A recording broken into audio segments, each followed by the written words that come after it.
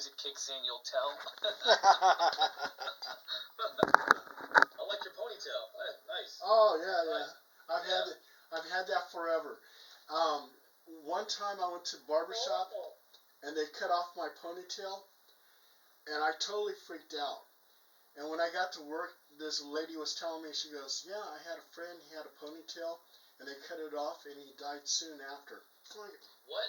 Yeah, it's like, I'm not gonna die just because they cut my ponytail. Come on. You know what I love? I went to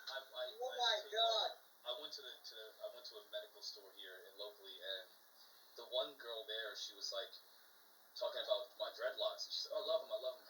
She said her husband or her son has some that she put in herself, and then she said something about how because in Rastafarians believe that there's like energy.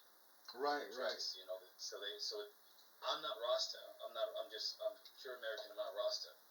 But she went off into this whole thing that if you cut them, then you lose your power, your strength. Which, look into the Bible. In the Bible, they talk about. I can't remember. I think it was who was the one who had the Samson. Samson. Yeah. Samson had long locks, and it was his strength. It was a marker of his strength. So it's interesting. And I met a lot of Rastas in St. Thomas and Jamaica. Really? Oh yeah. You went to Jamaica? Oh yeah. That is awesome. Yeah. That's awesome. Yeah, Jamaica was fun. Where'd you find this guy, dude? Yo, this guy's awesome. I like this guy. I love my dreads, man. I love them. I don't find power in them. Hey, dreads are cool. Dreads are cool. Friends are cool. Yes. Hey. All my friends are cool. Yes. Marky, you should have seen me back in the 70s. There's pictures of me, and I had a big old disco fro. That is awesome, man. Danielle's probably seen it. Yeah. I'll see if I can find you on Facebook after this if you have Facebook. Well, Paul Dale Roberts Disco, and you'll see some of my old pictures. All right, man. We're going to start in about 20 seconds.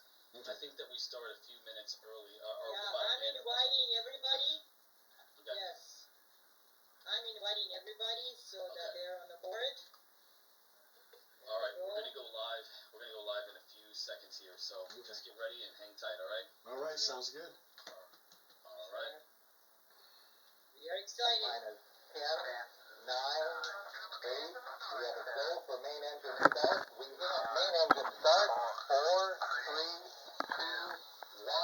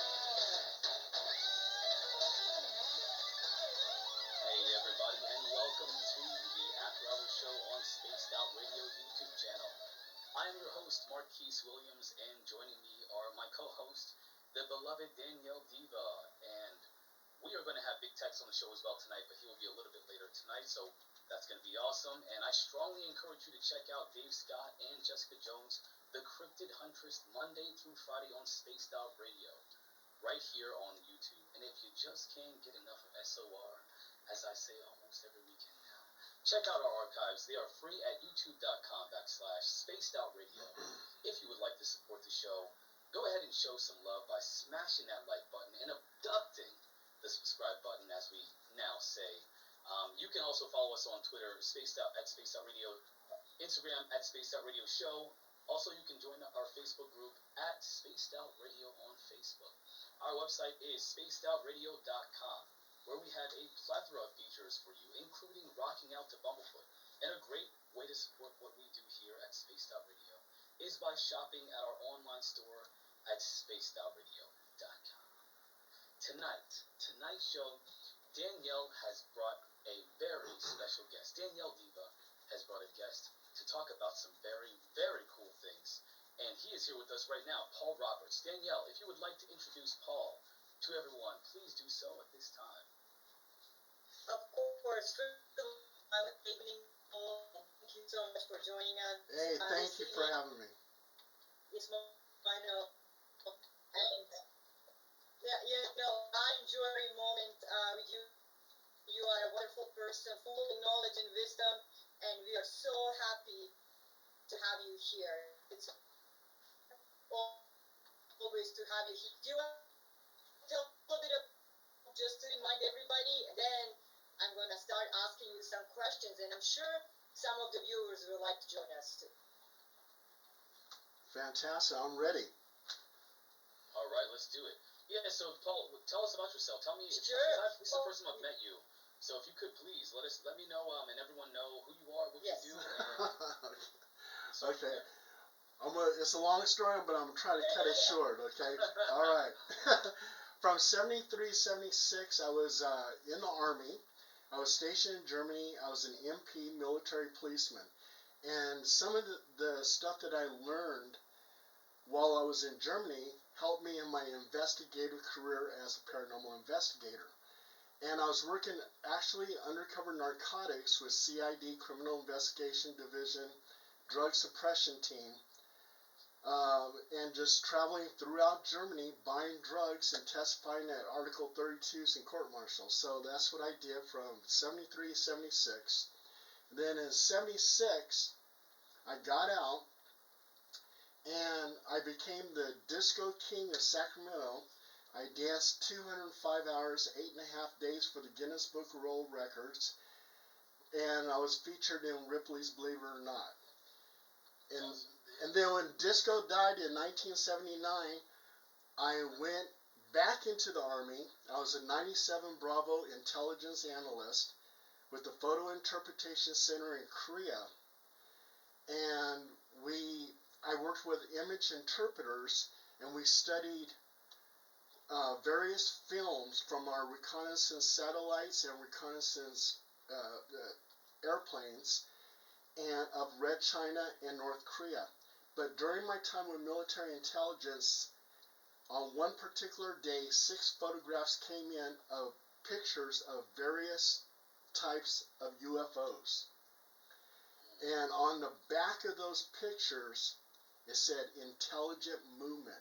And those pictures were all part of various films that military intelligence had. And my job was simply to give it a number and pass it on to the DIA, which is the Defense Intelligence Agency, and they passed it on to the CIA, and then from there it went into a black hole. I don't know what happened to the photographs after that. So, and one more unusual thing, on another particular day, a photograph came in, and it was a picture of an American, and he looked like he was handcuffed and he was being escorted by Vietnamese soldiers. And this was 1981, and on the back of the photograph, it had POW question mark. So that was kind of unusual too. So I did that, and then when I got out of the service, I met a person who was a paranormal investigator, and I was actually now in the comic book business. I met Stan Lee, we gave him an award and all kinds of stuff, and I was really involved in comic books and writing articles for comic books. And I was working for about 3 comic book magazines. So I was a comic book journalist, and this lady, she goes, Paul, you seem like you know a lot about the paranormal. You ought to join us on an investigation. I said, okay, if I can write about it. And she goes, yeah. So I wrote about it, and that article wound up in 3 British magazines, paranormal magazines. So the leader of the group, she goes, oh, this is great. We want you to be our ghostwriter for HPI. And at that time it was called Haunted Paranormal Investigations. And so I started following them and became a ghost hunter. And then I started becoming a Fortean investigator. I started investigating UFOs. I started investigating cryptids, demons, ghosts, you name it. And at some point in time, the leader of HPI, she quit. And I became the general manager, and then from there, the owner of HPI. And I changed the name to Halo Paranormal Investigations. And now I publish books on the paranormal. Every investigation I do, I write an article about it. And even if it's a confidential investigation, I just leave out their names, but I still publish an article, and I compile all those articles into a book, and I publish it. So I think I have something like 83 books out there now. And also too, with those books and with all the articles, I do articles for Costa Rica Times. In fact, Danielle, her interview was in Costa Rica Times. And I work for Paranormal Underground magazine, Phenomena magazine out of England, Outer Limits magazine, and now I just got picked up by Haunted Times magazine. So I enjoy writing. So, and I also too enjoy investigating. So we get all kinds of cases, and I got the paranormal hotline, so I get calls from throughout the United States and sometimes even international. So here I am. We are so happy to have you. And you know, Marquise, that's why he's so amazing. And I'm so glad that you are back here with us, you know, and it's just my honor, like I'm saying. Welcome back to Spaced Out Radio Programming. We are so happy to have you. And the reason why I also called you, you know, and actually I said I'm going to make this news big out here. I know you just wrote a new book, and I know it's out there. So tell us a little bit about it. Sure. It's called HPI Haunted Mount Everest. And the reason why Haunted Mount Everest is because the theme of it is about Mount Everest. And not too many things are written on the paranormal in regard to Mount Everest. Mount Everest is very, very haunted. It has a lot of high activity, high strangeness. So I said, well, that would be a really good theme. So in that book, believe it or not, is Danielle's interview. And you know something, I should have just quit at the interview because that was good enough, and I should have just went ahead and published the book. But I threw in all these other articles and everything else. But it starts off talking about Mount Everest, and Mount Everest, and I believe anybody in the paranormal is aware of this. But Mount Everest has, of course, the Yeti. There was a person by the name of Eric Shipton, and Eric Shipton was the first one who got the Yeti footprint, and he got that cast, and he started showing it around and said, hey, there's this strange abominable snowman at Mount Everest.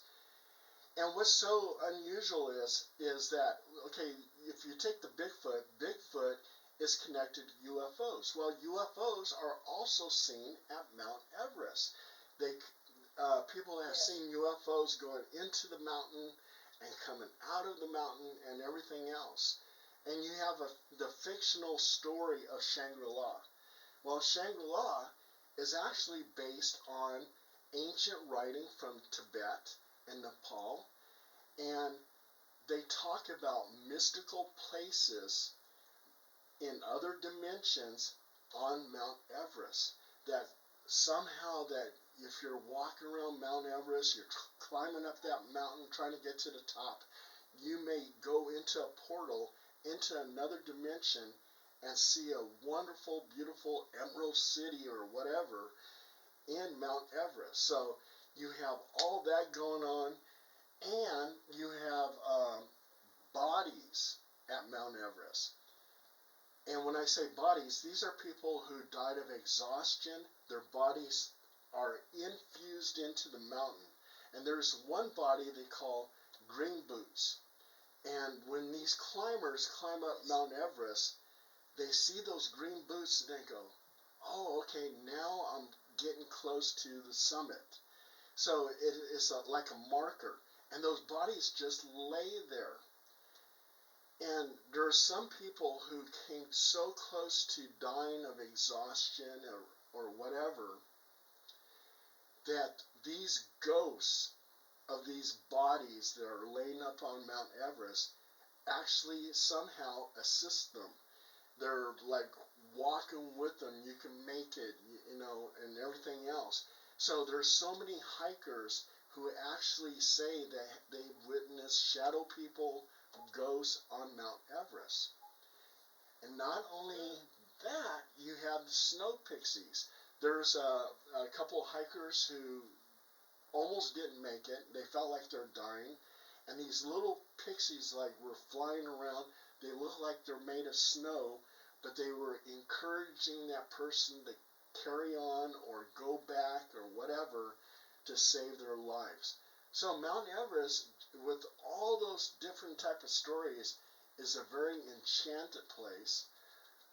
It can actually be a very scary place because you can come very close to death just going up that mountain. So anyway, that's the theme of the whole book. And then, of course, I have all kinds of other paranormal stories in the book. Real quick, I want to say something. Two things. Right. Yeah. There are two things I want to say real quick. Everyone in the chat, I am saving everyone's comment that I want to address directly. I'm saving those comments for later because we really want to focus on what the guest has to say today. It's really packed full of some interesting stuff. It's already interesting. I mean, you got my attention when you're talking about portals. Yes. And you got my attention because I was not open to portals until I started this show. And now I know for sure, because I've heard it from people that I trust, that there are portals associated with everything from UFO to Bigfoot. So I'm open. But really, I really want to let everyone know. I also want to give a shout out to the super chatters. Derek Galloway, get it started off is what he said. Thank you so much for the super chat for $4 there. Debs from SAG, let's get this party started. Wu Train, thank you so much for the super chat as well. And for the super sticker, Pam Smith, thank you so much for the super chat. Everyone else who's commented, I've saved some of your comments. Don't worry, we will get to them. You will see comments pop up on the bottom of the screen, but they are just comments that are associated with what's being talked about to enrich the conversation. So I wanted to real quick say that. Yeah, thank you, Marquise. And going back to the story, Paul, that is a masterpiece. I ordered it. I cannot wait for it to have it in my hands. So I have one question for you. There's so many different stories about Yeti. Yeti is becoming very popular, all around the social media. I do see it in different kind of paranormal stories. What do you think about that phenomenon? What do you think about Yeti itself? Well, I think Yeti, Bigfoot, Sasquatch, Skunk Ape, all of them are interdimensional type beings. That's why we can't find any bones, any flesh, any deceased Yeti or deceased Bigfoot. We can't find any evidence of it. I mean, we might see something like a nest where they built a nest, and I think what happens is that they go from their reality into our reality and back and forth. They seem like they're associated with UFOs, so UFOs seem like they have something to do with Bigfoot. Like in Mount Shasta, Bigfoot is seen with UFOs, or UFOs are seen with Bigfoot, and there's been times where it seems like the Greys were utilizing Bigfoot to do some of their hard labor. So like this one witness over at Mount Shasta said that he saw 3 Bigfoot near a UFO, and they were picking up uh, bushes and plants and stuff like that, and bringing it to the occupants of the UFO. So there's something there going on, and I don't think we'll ever find true evidence of Bigfoot Yeti existing because they're interdimensional. Like some hunters, well, I used to work for the Department of Fish and Wildlife, and I talked to hunters, and hunters, some of them told me that they saw Bigfoot. Well, in some cases, the hunters actually shot at Bigfoot, and this one hunter said that it was a clean kill shot, and he shot Bigfoot, and it blew up into sparks. So that tells me that E equals MC squared, energy can be converted into matter and matter into energy. And I believe Bigfoot can change itself from matter to energy, and that's why it blew up into sparks.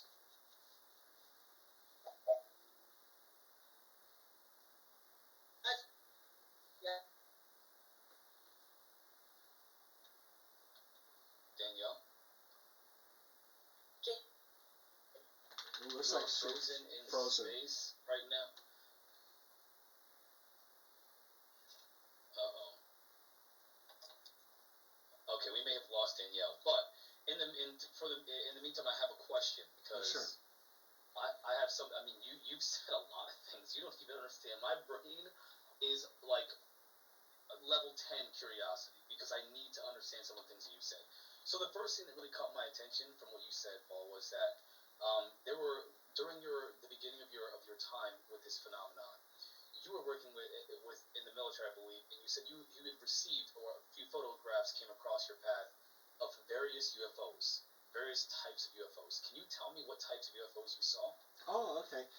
Well, it was like 6 photographs. So you had the cigar shape, you had disc shape, you had a boomerang shape, you had a triangular shape, you had something that looked like ball lightning, and you had something that looked like a cube. Those were the 6 photographs that came in. And those photographs are part of a bigger picture because there was a video that goes with each photograph.